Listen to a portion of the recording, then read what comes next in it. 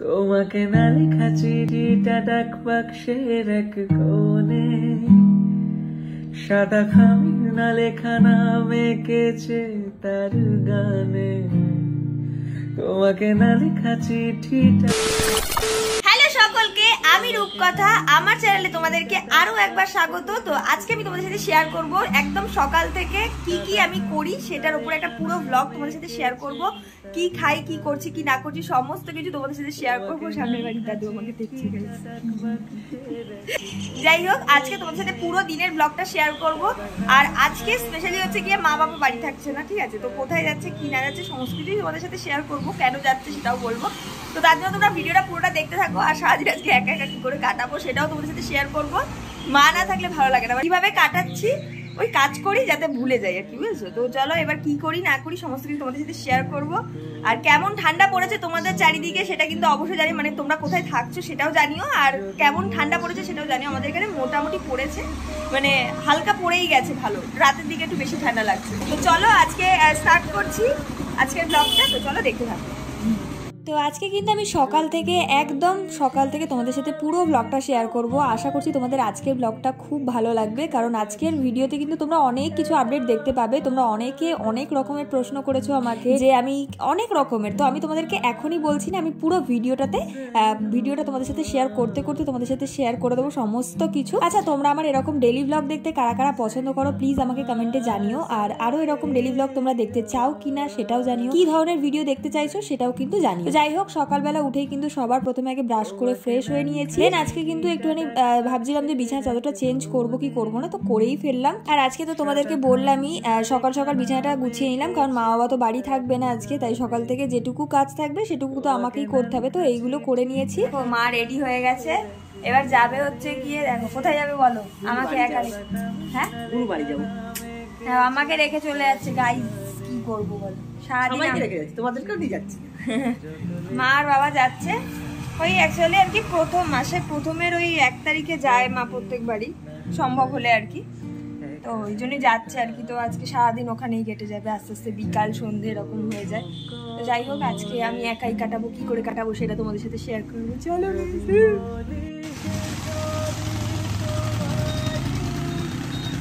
তো দেখতেই পেলে মা বাবারা তো বেরিয়ে পড়েছে, আর আমি এদিকে ভাবলাম যে চলো এখন তাহলে ব্রেকফাস্টটা করে নিই, কারণ মা বেরোতে বেরোতে প্রায় 10টা বেজেই গেছে। তো আমি ভাবলাম যে মা তো বানিয়ে রেখেই গেছিলো, তো আমি ভাবলাম চলো এটা খেয়ে। আর জানো তো, এই যে শেকটা যেটা খাচ্ছি আমি এখন, এটা কিন্তু আমার ওয়েট গেইন করার জন্য আমি খাচ্ছি এখন নতুন। তো খুবই ভালো হেল্পফুল একটা জিনিস কিন্তু বলতে পারো। আর যারা এরকম ওয়েট গেইন করতে চাইছো তারা কিন্তু ডেফিনেটলি ট্রাই করতে পারো, খুব ভালো রেজাল্ট পাবে। আর এটা না সত্যি ভীষণ হেলদি, আর সকালে ব্রেকফাস্টের জন্য মানে পেটের জন্যও ভীষণ ভালো। মানে আমি প্রচন্ড উলফাল খাই, তো সেটার থেকে তো অনেকটাই বেটার। বাট খেতে আমার একটু কষ্টই হয় সকালবেলা, জানো তো। মানে এরকম ধরনের জিনিস না আমার খেতে খুব বিরক্ত লাগে। তো এটার মধ্যে দুধ দেওয়া নেই, বাট দুধ দিলে কিন্তু আমার ভীষণ প্রবলেম হয়, যার জন্য দুধ ছাড়াই আমি খাচ্ছি, যেটা তাও আমার ভীষণ কষ্ট হচ্ছে। তো যাই হোক, আমি তবুও খাওয়ার চেষ্টা করছি ডেলি। মানে ডেলি না খেলে কিন্তু একদমই ফলাফল পাওয়া যাবে না। আর আমার ওয়েট গেইন করাটা ভীষণ দরকার। তোমরা জানোই যে আমি জিমে যাই, তো তার সাথে সাথে কিন্তু হেলদি খাবার খাওয়াটাও ভীষণ দরকার। তো সেটার জন্য একটু হালকা পাতলা ডায়েট তো মেনটেন করতেই হয়। খুব একটা করি না সত্যি কথা বলতে, তবে করি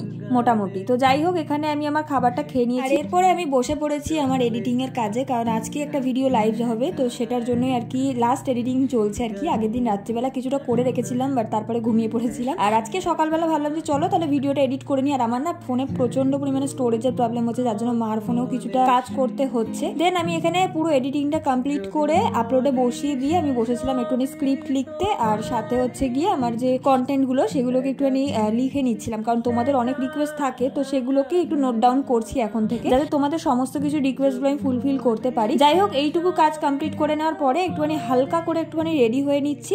এখানে আমি একটা চুড়িদারই পরেছি, 3 পিসের সেট, যেটা পরে আজকের আমি শ্যুটটা করব। আই থিঙ্ক তোমরা সবাই দেখে নিয়েছো আজকের এই লুকটার যে শ্যুটটা আমি করেছি। এটা রিলস, ফটো অনেক কিছুই আমি আপলোড করেছি, আরো হবে, বাট আশা করি তোমরা অনেকেই দেখে নিয়েছো ইনস্টাগ্রামে। যারা এখনো দেখোনি, আমার ইনস্টাগ্রাম আইডিটা ফলো করিনি, আমি ডেসক্রিপশন বক্সে কিন্তু ইনস্টাগ্রামের লিঙ্ক দিয়ে দিয়েছি। আর এরই মধ্যে চলেছিল অ্যামাজন থেকে আমার দুটো পার্সেল, তো সেটাকেই নিতে গেলাম। আর তারপরে কি আমি রেডি হয়ে বেরিয়ে পড়েছিলাম আমার শ্যুটের জন্য। আর শ্যুটটা না একদম বাড়ির কাছে ছিল আজকে, মানে একদম আমাদের বাড়ির থেকে একদমই বেশি দূরে না, মানে জাস্ট 10 মিনিট লাগে যেতে। তো যাই হোক সেখানেই গেছিলাম, গিয়ে আমি ওয়েট করছিলাম, কারণ আমার যে ফটোগ্রাফার যে দাদা আমার ছবি তুলে দেবে সে এখনো এসে পৌঁছায়নি, কারণ সে আসছে কল্যাণী থেকে আর আমি যেহেতু একদমই লোকাল বলতে পারো, ওই জন্যই আর কি আমার একটু তাড়াতাড়ি আমি বেরিয়ে পড়েছিলাম। তো যাই হোক সেজেগুজে গিয়ে বেশ গরমই লাগছিল রোদের মধ্যে, তো সেটার জন্য একটু হাওয়া খাচ্ছিলাম। আর তারপরে দাদা চলে হয়েছিল, আমার বেশিক্ষণ দাঁড়াতেও হয়নি। তো এখানে আর কি দাদা এসেই শুট শুরু করে দিয়েছি মোটামুটি ক্যাথ মেরে মেরে। আর তোমরা এই ছবি বা রিলস গুলো যদি না দেখে থাকো তাহলে এই দেখো স্ক্রিনে আমি মেনশন করে দিলাম আমার আইডিটার নাম, তোমরা প্লিজ গিয়ে চেক করে নিও। আর যারা লিঙ্ক দেখতে চাইছো আমার কিন্তু ডেসক্রিপশন বক্সে তোমরা কিন্তু ইনস্টাগ্রামের লিঙ্ক, ফেসবুকের লিঙ্ক সমস্ত কিছু পেয়ে যাবে। জানো তো এই শ্যুটটা না মোট আমি 5খানা শ্যুট করেছিলাম, পরপর 5 দিনের শ্যুট ছিল এখানে। তো সমস্তগুলো পোস্ট করা হয়নি, তোমরা প্লিজ যারা এখন আমার ইনস্টাগ্রাম আইডিটা ফলো করোনি সবাই গিয়ে ফলো করে নিও। আমি কিন্তু নতুন নতুন সমস্ত কিছু আপডেট তোমাদের সাথে শেয়ার করে দেবো। এখন মোটামুটি কমপ্লিট হয়েছে, এখনো কিছুটা বাকি আছে। আসলে এই যে বাউন্ডারি রোডটা এটা ধরেই আর কি শ্যুটটা করব, তো সেই জন্য আর কি যাচ্ছি, মানে একদম পিছন থেকে শুরু করেছি একদম সামনের দিকে বাড়ি যাওয়ার রাস্তায়। তো ওই জন্যই মানে একদম করতে করতে শেষ দিয়ে বাড়ি চলে যাবো। আর একদমই বাড়ির কাছের এই প্লেসটা, এই প্লেসটা একদম ভাইরাল একটা প্লেস বলতে পারো, মানে সবাই এখানে এসে ছবি শ্যুট করে। সুন্দর সুন্দর কালারিং গাছও আছে। আর একটু আগে দাদা,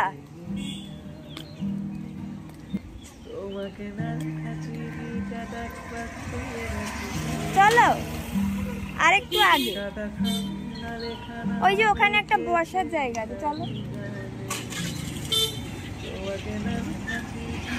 ওই যে আমার ক্যামেরাম্যান যে দাদা আছে ওই দাদাকে একটু বলছি, তো উনি আর কি এদিকটা খুব একটা চেনে না, তো ওই জন্য বলে নিয়ে যাচ্ছি।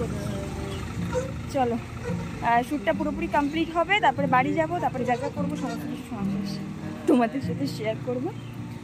চলো দেখতে থাকো। তো এদিকে দেখো আমার কথা বলতে বলতে কিন্তু শ্যুটটা কমপ্লিট হয়ে গেছে খুব তাড়াতাড়ি আজকে। তো এরপর আমি একটুখানি আইসক্রিম কিনে নিয়েছিলাম, দেন বাড়ি চলে গেছিলাম। আর আইসক্রিম নিয়ে যাচ্ছিলাম কারণ মাও খুব ভালোবাসে আর আমারও মাঝে মধ্যে খেতে বেশ ভালোই লাগে, তো তার জন্যই আর কি নিয়ে নিয়েছি। তো ফাইনালি আমার মোটামুটি অনেকটা কাজ কমপ্লিট হয়ে গেছে, এখনো এডিটিং এর কিছুটা কাজ বাকি রয়েছে আর সেগুলো করব, কিন্তু তার আগে আমি স্নানটা করবো কারণ অলরেডি 12:30 বাজে। তো এখন আমি যাবো স্নান করতে, চলো আগে স্নানটা করে আসি, তারপরে দেখাচ্ছি কি কি করবো কি কি না করছি সমস্ত কিছু তোমাদের সাথে শেয়ার করবো। সো ব্লগটা দেখতে থাকো। তো চলো। ওখান থেকে ফিরে এসে কিন্তু ভালো করে ফ্রেশ হয়ে নিয়েছি, আর এরপর আমি স্নান করে আগে আমি আমার স্কিন কেয়ারটা করে নিয়েছি। স্কিন কেয়ার বলতে সেরকম কিছুই না, জাস্ট সানস্ক্রিনটা ইউজ করি আর একটুখানি লিপ বাম ইউজ করি, কারণ স্নান করার পরে একটু ফ্রেশ হয়ে সানস্ক্রিন ইউজ করতে বেশ ভালোই লাগে আমার। মানে সান প্রোটেকশন কতটুকু হয় সেটা আমি সত্যি বুঝতে পারি না, বাট আমি সানস্ক্রিনটা ইউজ করতে বেশ আমার ভালোই লাগে, তো সেটার জন্যই আর কি ইউজ করে নিচ্ছি। আর যেটুকু বেশি হয়ে গেছিলো আর কি, মানে বুঝতেই পারছি, বের করেছি অল্প বাট বেশি বেরিয়ে গেছে বেশি। আর যাই হোক ওইটুকু আমি হাতে পাতে মেখে নিয়েছি, তারপরে আমি একটু লিপ বাম অ্যাপ্লাই করে নিয়েছি। দেন চলো এবার আমি একদম রেডি, এবার সাজুগুজু হয়ে গেছে, এবার যাচ্ছি আমি পুজোটা দেবো বলে। চলো আগে পুজোটা দিয়ে নিই ভালো করে, তারপরে তোমাদের সাথে আবার কথা হচ্ছে।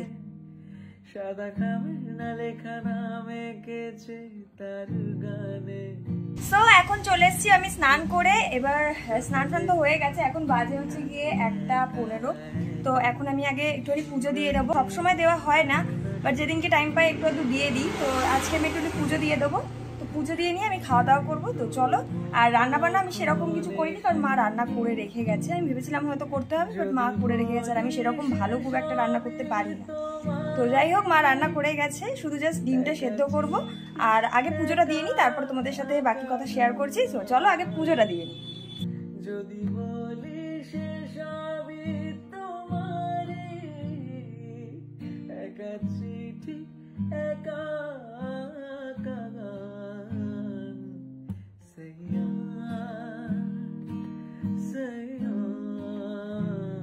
পুজোটা দিয়ে নিয়ে আমি তাড়াতাড়ি করে খেয়ে নিয়েছি, কারণ বিকালে জিমে যাব, তো একটু তাড়াতাড়ি যদি না খাই খাবার যদি হজম না হয় জিম করতে প্রচণ্ড প্রবলেম হয়, তো সেটার জন্যই আর কি তাড়াতাড়ি করে খেয়ে নিই। আর আজকে মা তরকারি রান্না করেই রেখে গেছিলো, এখানে মনে হয় ডিমের তরকারি করেছিল, আমার ঠিক খেয়াল নেই। যাই হোক তরকারি আর ভাত ছিল, ডিমটা জাস্ট আমি সেদ্ধ করে নিয়েছি, কারণ আমার সিদ্ধ ডিম খেতেই বেশি ভালো লাগে, আর যেহেতু জিম করি তো সেটার জন্য সিদ্ধ ডিমটাই বেশি দরকার আর কি, তো সেটার জন্য ডিম সিদ্ধ খেয়ে নিয়েছি।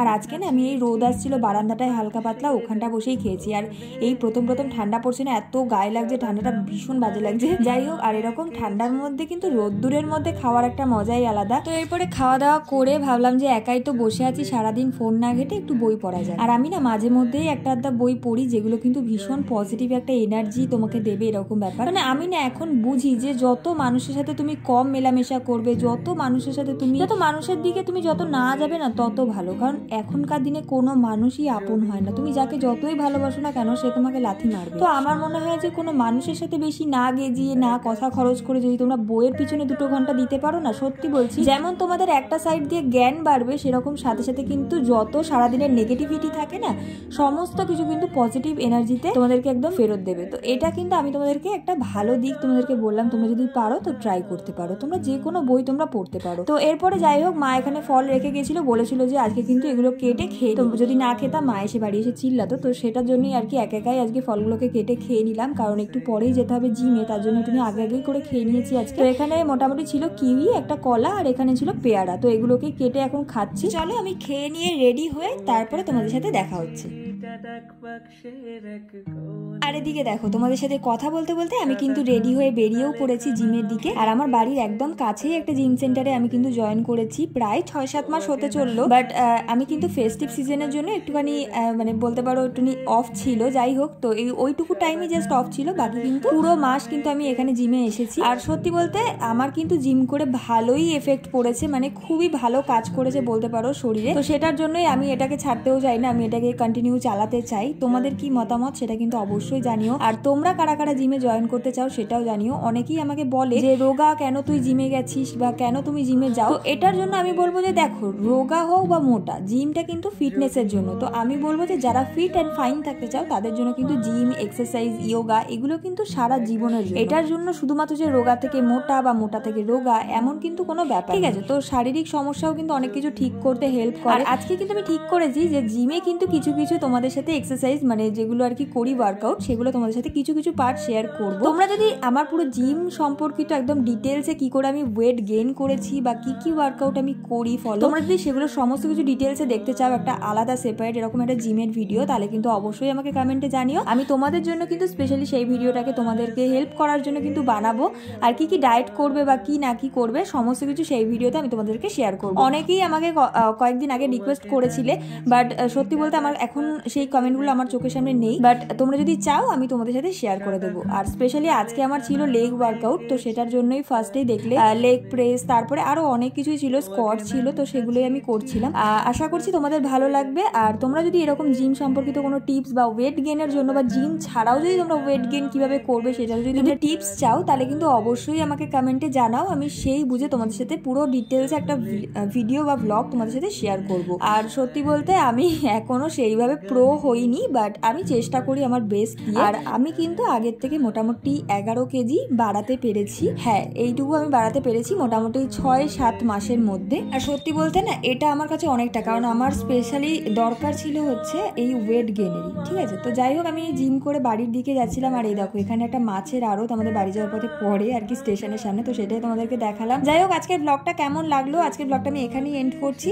তোমাদের কেমন লাগলো কমেন্টে জানিও। যারা চ্যানেলটা নতুন আছো তারা কিন্তু অবশ্যই আমার চ্যানেলটাকে সাবস্ক্রাইব করো। চলো আজকের মতো টাটা। আগের দিনের ভিডিওতে বলেছিলাম তোমাদের যারা যারা ভালো ভালো কমেন্ট করবে তাদের মধ্যে কয়েকজনকে আমি শাউট আউট দেবো এই ভিডিওতে। তো তার জন্যই নামগুলোকে বলে দিচ্ছি, রিয়া, সঙ্গীতা দে আর মানিষা দে অফিসিয়াল। এই ভিডিওতে যারা যারা ভালো ভালো কমেন্ট করবে তাদের জন্য থাকবে পরের ভিডিওতে শাউট আউট। বাই।